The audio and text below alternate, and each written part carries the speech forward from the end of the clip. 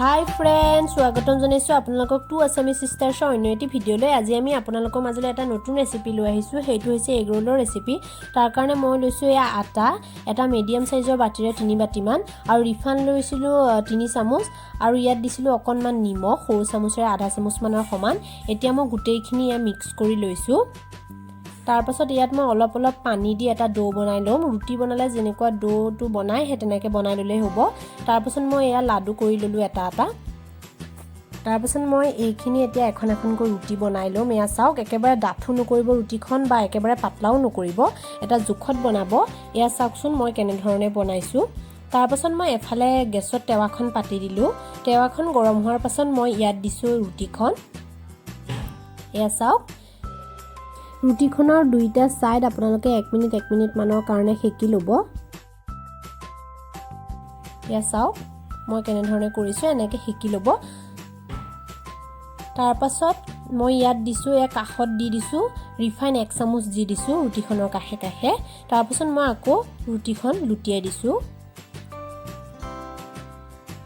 ইলুটি খিলুটি কৰি ৰুটিখন ভালদৰে আপোনালোকে সিজি যোৱালৈকে সেকি ল'ব। এয়া চাওক, মই এখন গোটেইখিনি ৰুটি বনাই ললো।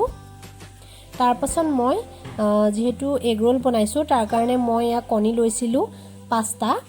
সেই কণীকেইটা মই বাটি এটাত ভাঙি উলিয়াই লৈছো। তাৰ পাছত মই কণীখিনি দি দিছো সোৱাদ অনুসৰি নিমখ।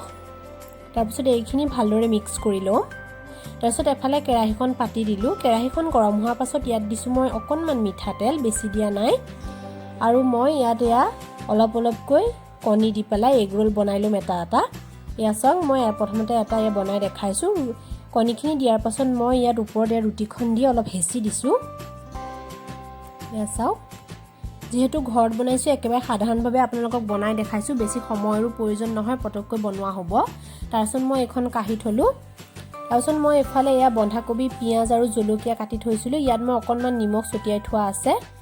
তাৰ পাছত মই ৰুটিখনৰ মাজত এনেকে দীঘলকে দি দিছো। তাৰ পাছত মই ইয়াত দিছো সস। আপোনালোকে যি পাচলি ভাল পায় ইয়াৰ ভিতৰত ব্যৱহাৰ কৰিব পাৰে। তিয়হ বা গাজৰ সেইবোৰ আপোনালোকে দিব পাৰে। মই আজি দিয়ে আপোনালোকক বনাই দেখাইছো। তাৰ পাছত মই এইখিনি ভালদৰে ৰোল কৰি লৈছো। মোৰ এটা হৈ গ'ল ৰেডি। আৰু এটা বনাই দেখাইছো। পুনৰবাৰ মই ইয়াত কণী দি লৈছো অলপ। তাৰ পাছত ওপৰৰ ৰুটিখন দি দিছো। দি আকৌ এখন কাঢ়ি লৈছো। আকৌ সেই একে ধৰণে ইয়াত বন্ধাকবি আৰু পিঁয়াজ এনেকে দি দিছো। তাৰ পাছত সস দিছো। আপোনালোকে ৰাতিপুৱা ব্ৰেকফাষ্টটো বনাই এনেকে খাব পাৰে, যিহেতুকে বেছি সময়ৰ প্ৰয়োজন নহয়। খুবেই ভাল লাগে খাবলৈ। এবাৰ বনাই খাই চাবচোন, নিশ্চয় ভাল পাব।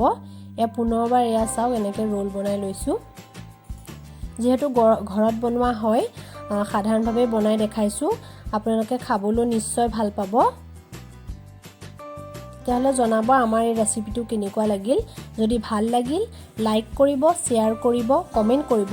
আৰু যিসকল আমাৰ চেনেলৰ নতুন ভিউৱাৰ্ছ হয়, আমাৰ চেনেলটো ছাবস্ক্ৰাইব কৰি কাষতে থকা বেল আইকনটো প্ৰেছ কৰি দিব, যাতে আমি দিয়া প্ৰতিটো ভিডিঅ'ৰ নটিফিকেশ্যন আপোনালোকে সোনকালে পায়। আমাৰ এই ভিডিঅ'টো চোৱাৰ বাবে বহুত ধন্যবাদ।